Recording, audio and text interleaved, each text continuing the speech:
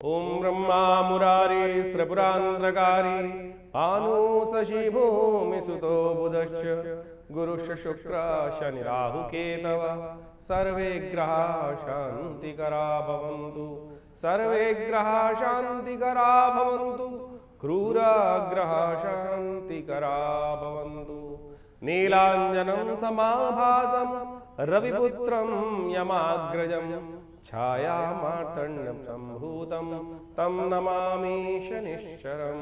नमस्कार, स्वागत है आपका आचार्य वाणी में। मैं आचार्य डॉक्टर विक्रमादित्य आपके साथ, और आज का विषय हमारा है कुंभ राशि वालों के लिए ग्रह नक्षत्रों का योग कैसा बन रहा है मई के अंतिम काल में।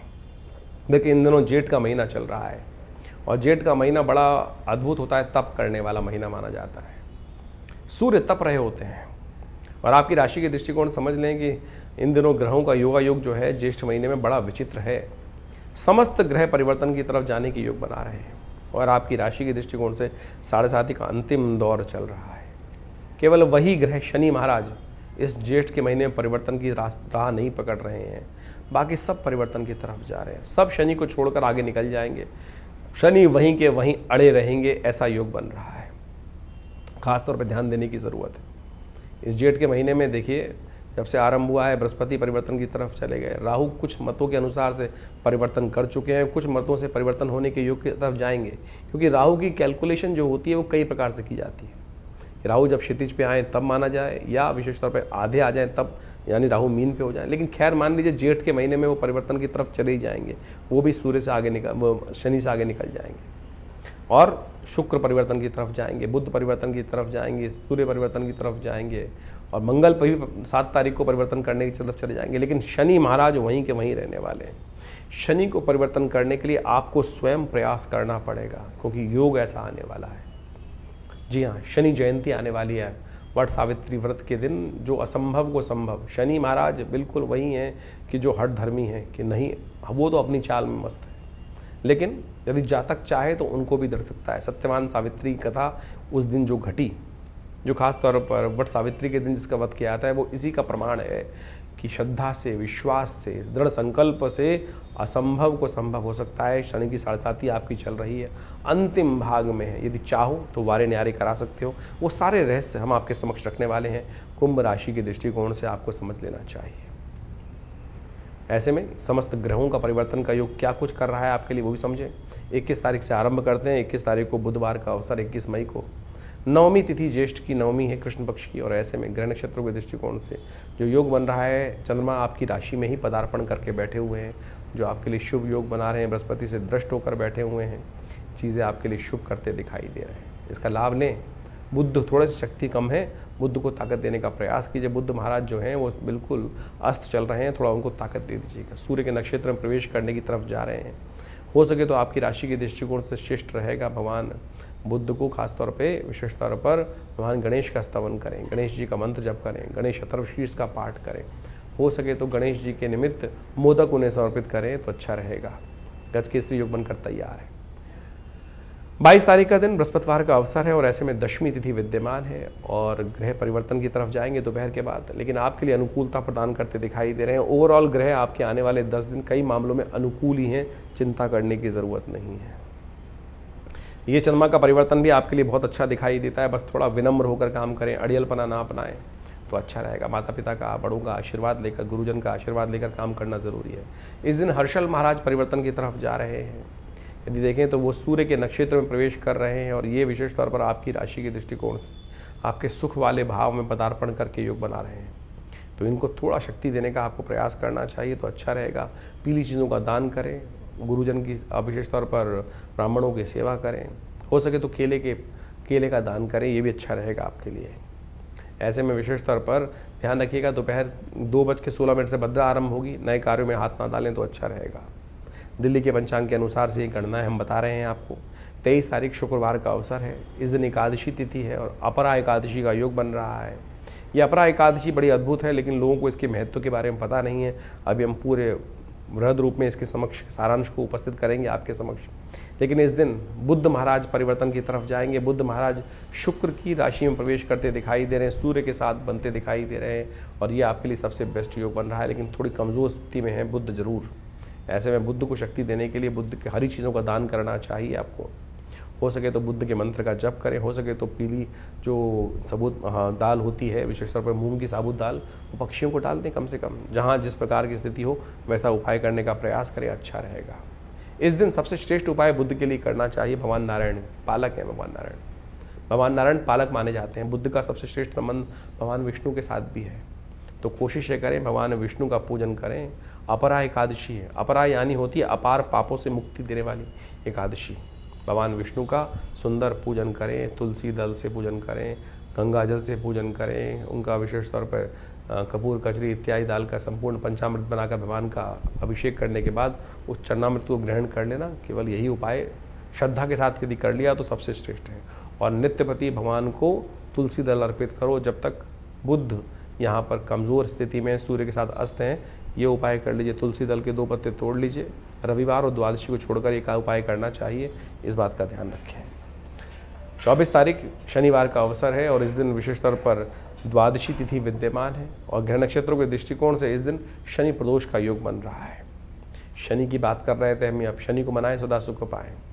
शनि का कोई उपाय छोड़ना मत, इस बात का ध्यान रखना। शनि अंतिम दौर में चल रहे हैं आपके लिए, मृत्यु भाव में चल रहे हैं, खासतौर पर ध्यान रखना। मार्केश भाव में चल रहे हैं, ऐसे में शनि का उपाय लगातार चाहिए। जैसे भी ये न प्रकार शनि को मनाए रखो, खासतौर पर ध्यान रखना। परिवर्तन का योग बन रहा है, पुरुषार्थ में अच्छा परामर्श बढ़ता दिखाई दे रहा है। चंद्रमा परिवर्तित होकर आपके लिए शुभ योग बना रहे हैं। समय का सदुपयोग करते हुए कार्य करें और कोशिश ये करें इस दिन शाम के समय सूर्यास्त के बाद विशेष तौर पर हो सके तो तिल के तेल के द्वारा भगवान शंकर का अभिषेक कर लीजिएगा। शनि आपके लिए अच्छा योग बनाएंगे। 25 तारीख रविवार का अवसर, त्रयोदशी तिथि है और इस दिन ग्रह नक्षत्रों के दृष्टिकोण से विशेष परिवर्तन का योग बन रहा है। जो आपकी राशि के चतुर्थ भाव में चल रहे हैं सूर्य, वो पूर्ण ताप पृथ्वी पर डालते दिखाई दे रहे हैं। नव तपा रोहिणी नक्षत्र में प्रवेश कर जाएंगे, नव तपा आरंभ हो जाएगा। 15 दिन तक सूर्य भयंकर रहेंगे, उसमें से 9 दिन विशेष रहेंगे, नव तपा जिसे बोला जाता है। तो ऐसे में विशेष तौर पर पृथ्वी पर पूरे भीषण अग्निगोलू वर्षा करते हुए सूर्य महाराज अपनी भयंकर तप को प्रदान करेंगे। ऐसे में आपको विशेष तौर पर गंगा जल से भगवान शिव का स्तवन करना चाहिए। हो सके तो विशेष तौर पर सूर्य की शांति के लिए गायत्री जप करें, चावल का गेहूं का दान करें, वो आपके लिए अच्छा रहेगा। विवेकानंद योगाश्रम में हमने इस दिन गायत्री यज्ञ रखा है, जो सुबह 8 बजे से लेकर आरंभ होगा, 11 बजे तक चलेगा। आप स्वयं उसमें भाग ले सकते हैं। कोई शुल्क नहीं रखा जाता आश्रम में होने वाले यज्ञ के लिए। आप स्वयं भाग लेना चाहें तो अवश्य भाग ले सकते हैं, लेकिन किसी और को बैठाना चाहते हैं, आप नहीं आ पा रहे हैं, तब उसके लिए जरूर शुल्क होता है। उसके लिए आप फ़ोन पे बात के संपर्क जान सकते हैं। 26 तारीख सोमवार का अवसर, उस दिन चतुर्दशी तिथि विद्यमान है और साथ साथ अमावस्या की तिथि बन रही है। सूर्य उच्च के होने जा रहे हैं इस दिन ग्रह नक्षत्रों के दृष्टिकोण से। चंद्रमा उच्च के होने जा रहे हैं इस दिन ग्रह नक्षत्रों के दृष्टिकोण से, और ये विशेष तौर पर आपके लिए बड़ा शुभ योग बना रहे हैं। सूर्य के साथ बुध के साथ बैठकर ये आपके लिए कहीं ना कहीं स्थिति को अनुकूल करने की योग बना सकते हैं। ऐसे में अपने पितरों के निमित्त अवश्य कुछ करना चाहिए, क्योंकि पितृ अमावस्या इस दिन बन जाएगी। 12 बजे के आसपास जो अमावस्या का पदार्पण हो जाएगा, इस दिन पितरों के निमित्त गायत्री अवश्य करें, हो सके तर्पण अवश्य करें, ब्राह्मण भोजन अवश्य कराएं। पितृ निवृत्ति के लिए कहीं ना कहीं रास्ता बनता है, क्योंकि राहु महाराज आपके इस वक्त जहाँ पदार्पण करने के योग बना रहे हैं राशि में ही आपकी, तो वो कहीं ना कहीं पितृदोष देते हैं कुंडली के अंदर। तो ऐसे में अवश्य जितनी अमावस्या पड़े आने वाले 18 महीने अवश्य कुछ ना कुछ अन्न इत्यादि जरूर कहीं ना कहीं दान कर दें। अमावस्या के दिन गायत्री जप कर दें, तर्पण कर दें, ये बहुत ज़रूरी है। 27 तारीख मंगलवार का अवसर है, अमावस्या की तिथि है। अमावस्या बेहद खास है। इस दिन बुढ़वा मंगल, तीसरा बुढ़वा मंगल पड़ रहा है, वट सावित्री व्रत है। ये सब के सब असंभव को संभव करने वाले दिवस हैं। इस दिन शनि जयंती है। आपकी राशि के दृष्टिकोण से बहुत महत्वपूर्ण दिवस दिखाई देता है और आपकी राशि के दृष्टिकोण से 70% दिन ग्रह नक्षत्रों के दृष्टिकोण से अच्छा बनता दिखाई दे रहा है। ग्रह नक्षत्रों के दृष्टिकोण से कहीं ना कहीं चीज़ें आपके अनुकूल होती दिखाई दे रही है, लेकिन शनि को आपको मनाने का प्रयास करना चाहिए, क्योंकि बहुत सारे ग्रहों पर शनि महाराज जो हैं वो बहुत सारे ग्रहों पर अपना कंट्रोल रखे हुए हैं। इस वक्त आप समझें शुक्र चल रहे हैं शनि के साथ, इसके साथ साथ शनि की दृष्टि पड़ रही है विशेष तौर पर सूर्य पर भी, बुध पर भी, चंद्रमा पर भी। शनि की दृष्टि जो पड़ रही है बाकी और समस्त ग्रहों पर भी कई प्रकार से पड़ रही है। तो ऐसे में उनको ठीक रखने के लिए खासतौर पर शनि की 7.5 आप पर चली रही है, तो शनि को ठीक करने के लिए खासतौर पर उपाय करने की ज़रूरत है। शनि का जन्मदिवस है, जयंती है, कुछ खास उपाय शास्त्र में वर्णित है, उनको समझ लीजिए, कर लीजिए, शनि मान जाएंगे। कहा जाता है शनि को मनाओ सदा सुख पाओ, और ये शनि जयंती विशेष तौर पर ऐसा ही योग है, आप विशेष तौर पर हर राशि के अनुसार से उसका प्रभाव है, तो ऐसे में शनि को मनाने का अवश्य कार्य करना चाहिए। शनि को यदि हम सही से मना लें तो सत्य माने आपके जीवन में कई प्रकार के योग बन जाएंगे। शनि मानते किससे हैं? शुभ कर्म से। शनि न्यायाधीश हैं, शनि दंडाधिकारी हैं, समस्त आपके कर्म के अनुसार से फल देने वाले हैं। कहा जाता है कि शनि विशेष तौर पर किसी का अहित नहीं करते। हमने वैसे ही शनि को विशेष तौर पर कई प्रकार से दोषारोपण करने का प्रयास किया है कि शनि जो आ जाते हैं तो लोग अच्छे रूप में भयाग्रस्त हो जाते हैं कि शनि आ गए हैं तो पता नहीं। शनि तो न्याय के प्रतीक माने जाते हैं विशेष तौर पर। तो आपको विशेष तौर पर यह समझना चाहिए कि शनि को कैसे मनाएं। शनि को मनाएं शुभ कार्यों से। शनि को मनाने के लिए शनि जयंती अद्भुत है। जैसे आपके जन्मदिन होता है, इसी प्रकार से शनि महाराज का भी जन्म जो है वो ज्येष्ठ मास की अमावस्या के दिन हुआ। और कहा जाता है कि शनि महाराज विशेष तौर पर छाया के पुत्र माने जाते हैं, सूर्य और छाया के पुत्र माने जाते हैं, और समस्त प्रकार के अनिष्टों को जो जीवन में होते हैं फिर दोषारोपण विचारों के ऊपर ही आता है। शनि की दृष्टि का भी बड़ा दोष माना जाता है। तो ऐसे में शनि को मनाने का ये दिन जो है वो बहुत अद्भुत है। आज संसार में बड़ी विचित्र विडंबना उत्पन्न हो गई है कि शनि को मनाने के लिए लोगों ने दुकानें खोल दी हैं। हर जगह कहीं ना कहीं एक आधुनिक देवता के रूप में मंदिर के बाहर भी शनि का मंदिर बना दिया जाता है, और बड़ी से बड़ी मूर्ति कर तेल पे तेल चढ़ाने के बाद कहा जाता है कि शनि प्रसन्न हो जाएंगे। अब मुझे बताइए, तेल चढ़ाने से केवल शनि प्रसन्न हो जाए ऐसा तो हो नहीं सकता। केवल आपको सदकर्म की तरफ अपने आप को प्रेरित करने का प्रयास करना चाहिए। शास्त्र में कई प्रकार की कथा आई हैं। आपको लंका में महाराज रावण ने समस्त ग्रहों को अपना दास बना लिया था और शनि को भी विशेष तौर पर जेल में बंद कर दिया था। जब हनुमान जी ने महाराज ने आकर वहाँ लंका दहन की, शनि को भी वहाँ से मुक्त कराया, शनि महाराज को। और शनि महाराज को मुक्त कराने के बाद विशेष तौर पर क्या किया, शनि ने हनुमान जी को आशीर्वाद दिया कि महाराज जो आपके भक्त रहेंगे, आज से आशीर्वाद है कि उनको कभी भी मैं त्रास नहीं दूंगा, मेरा कहीं भी दुष्प्रभाव होगा उसका नहीं पड़ेगा। तो इसलिए शनि जयंती के दिन हमने विवेकानंद योगाश्रम में तुलसी बाबा के कथन के अनुसार, तुलसी बाबा ने लिखा है कि जय जय जय हनुमान गोसाई कृपा करहु गुरुदेव की नाई, जो शतबार पाठ पढ़ जोई छूटे बंद महासुख हुई। तो हनुमान चालीसा के 100 पाठ का पाठ अवश्य करने का, आप भी घर में करने का प्रयास करें। हमने अपने आश्रम पर इस दिन परंपरा बनाई हुई है कि हम करीब करीब 7-8 घंटे लगते हैं, हनुमान चालीसा के 100 पाठ किए जाते हैं। आप विशेष तौर पर उनको करने का प्रयास करें। इससे शनि के तमाम दोषों को दूर करना अद्भुत रूप से राहत मिलेगी। शनि स्तोत्र का पाठ करें।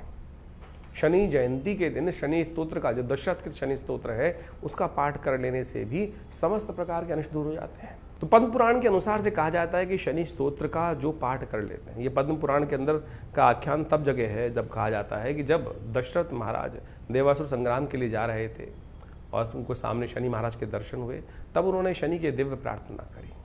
ओम नमः कृष्णाय नीलाय शितिकंठ निवाय नमः कालालरूपाय दान्ताय च वै नमः नमो निर्मांस देहाय दीर्घशंशजटाय च नमो विशालनेत्राय शुष्कोदरभयाकृते नमः पुष्कलगात्राय स्थूलरोमणे वै नमः नमो दीर्घाय शुष्काय कालं दष्टनमोते नमस्ते कोटराक्षाय दुर्निरीक्षाय वै नमः नमो घोराय रुद्राय भीषणाय कपालिने नमस्ते सर्वभक्षाय बलिमुख नमोस्तुते सूर्यपुत्र नमस्ते अस्तु भास्करे भयदाय अधो दृष्टे नमस्ते अस्तु संवर्तक नमोस्तुते नमो मंदगते तुभ्यं संशाय नमोस्तुते तपसा दग्ध देहाय नित्यं योगरताय च नमो नित्यं सुधार्ताय अतृप्ताय च वै नमः ज्ञान चक्षु नमस्ते स्तु कश्यपात्मजसूनवे तुष्टो ददासि वैराज्यं पुष्टो हरसि तच्छणा देवासुर मनुष्याश्च सिद्ध विद्याधर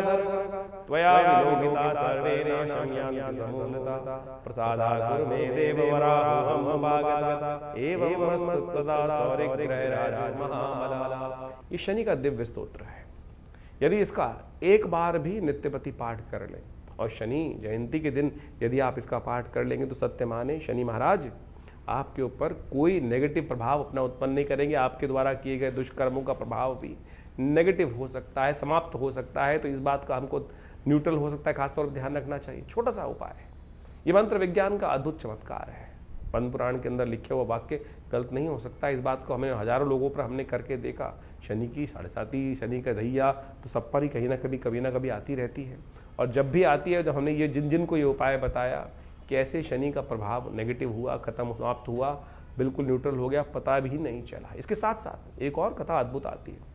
इस दिन पीपल के पेड़ के पास जाकर विशेष तौर पर एक दिया जलाने से, ओम पिप्पलादाय नमः इस मंत्र का जप कर लेने से कहा जाता है विशेष तौर पर शनि के तमाम दोष जीवन के दूर हो जाते हैं। इसके ऊपर भी शास्त्र के अंदर अद्भुत कथा मिलती है। कहा जाता है विशेष तौर पर कई लोगों के शास्त्र में अनेक प्रकार से मत हैं।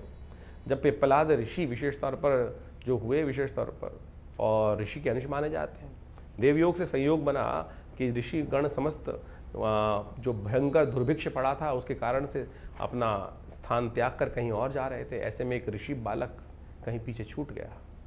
कहा जाता है कि उसके बाद जब वो समय निकला तो वहीं पीपल के पेड़ के नीचे उनके बीज खाता खाता वो बालक अपना जीवन यापन करते हुए बालक जो था वो जीवन करता रहा।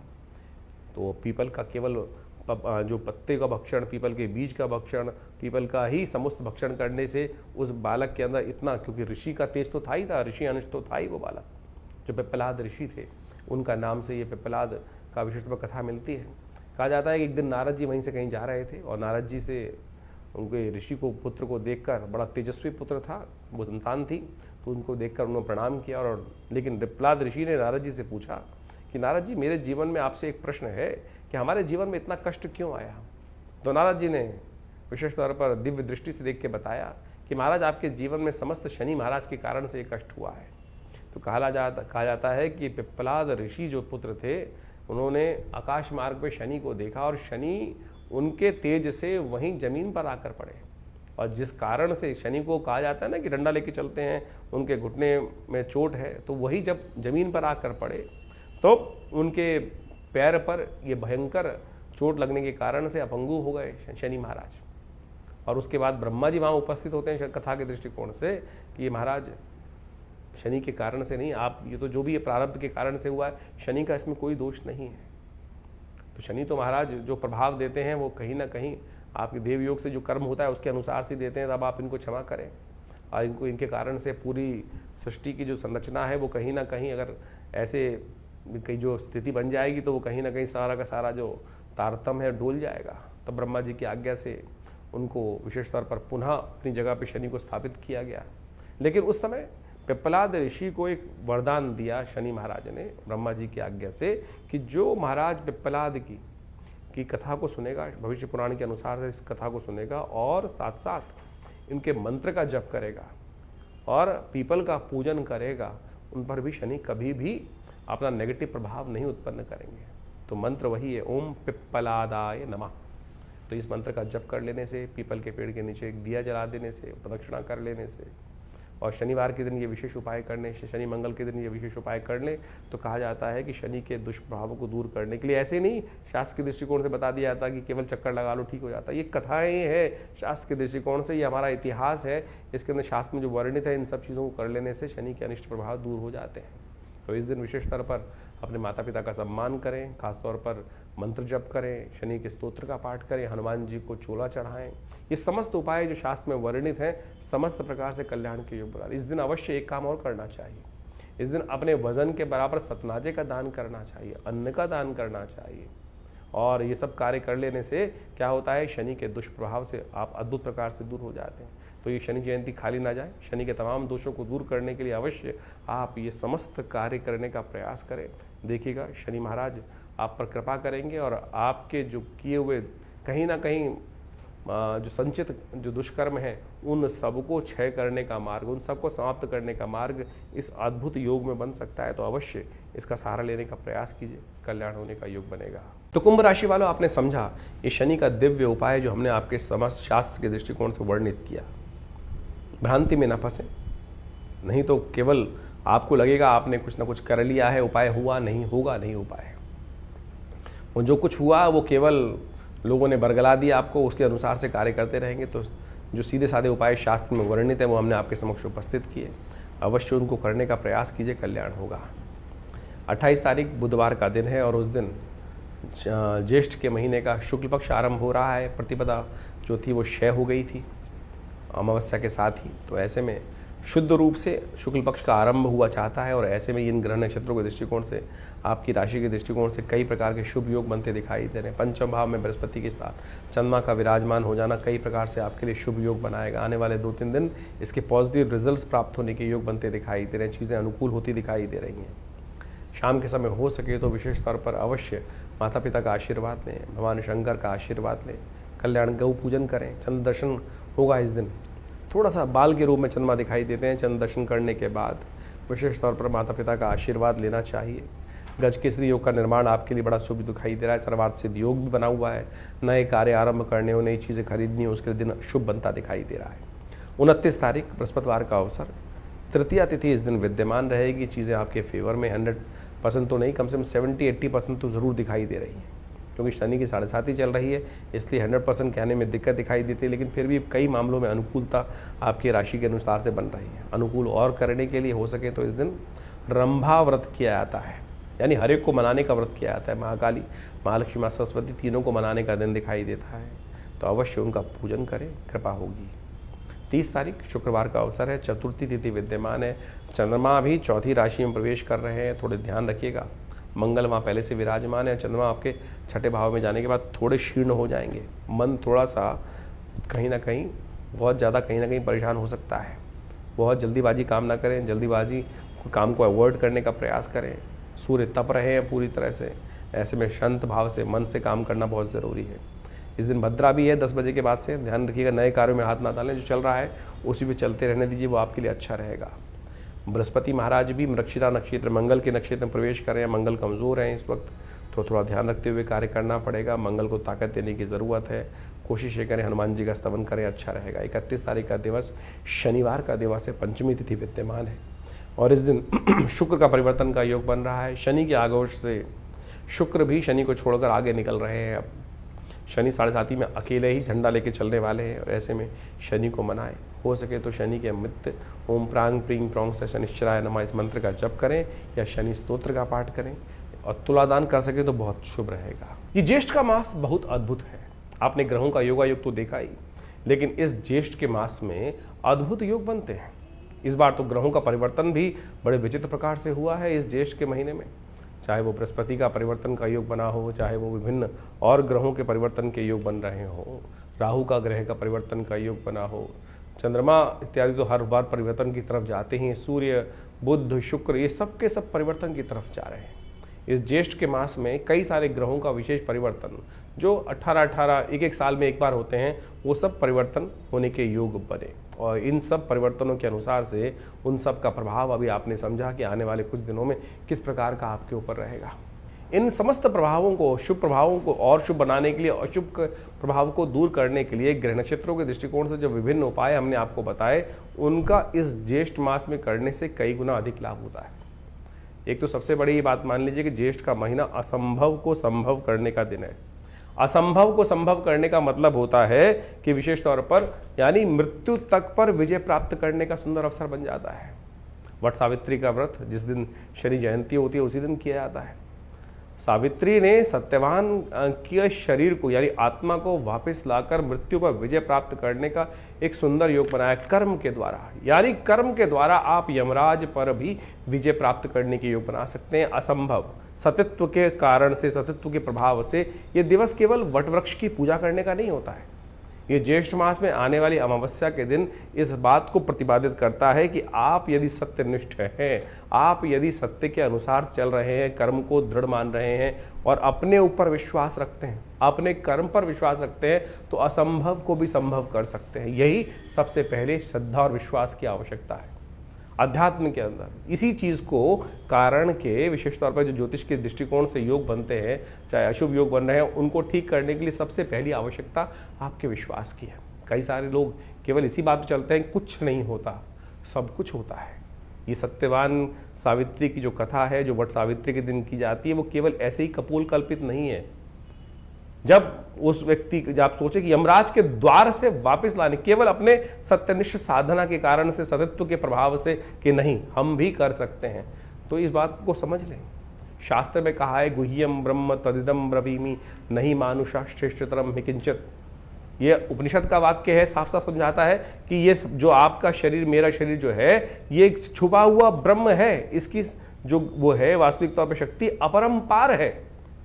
परमात्मा तो नहीं, परमात्मा से कम भी नहीं है। इस बात को हमें ध्यान रखना चाहिए। हम अपने आप को एक छोटा सा कुछ भी ऐसा भाव मान के बैठ जाएं कि हमारे पास की कुछ नहीं है, तो कुछ नहीं हो पाएगा। तो सबसे पहले तो विश्वास जगाएं, और आपके विश्वास जगाने से वही ओम नमः शिवाय का मंत्र, वही ओम नमो नारायणाय, ओम नमो भगवते वासुदेवाय, राम नाम का मंत्र चमत्कार करके दिखा सकता है।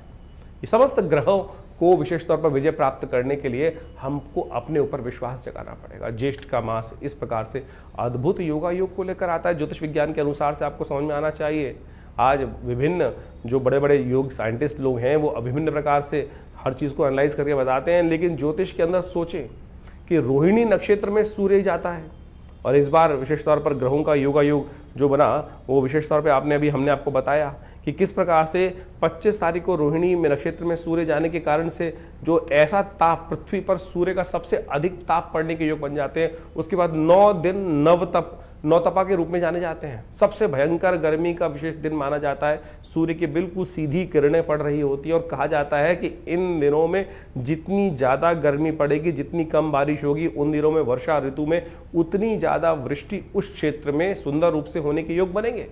ये अनुभव का विषय है। ज्योतिष शास्त्र के अनुसार से जो अनुभव किया गया, देखा गया, उन सब पर विश्वास कर उन सब के कारणों को जानकर निवारण का रास्ता बनाया गया। सोचें कितना सुंदर अनुसंधान ज्योतिष विज्ञान के अनुसार से हमारे ऋषियों ने आज से हजारों साल पहले करके बताया।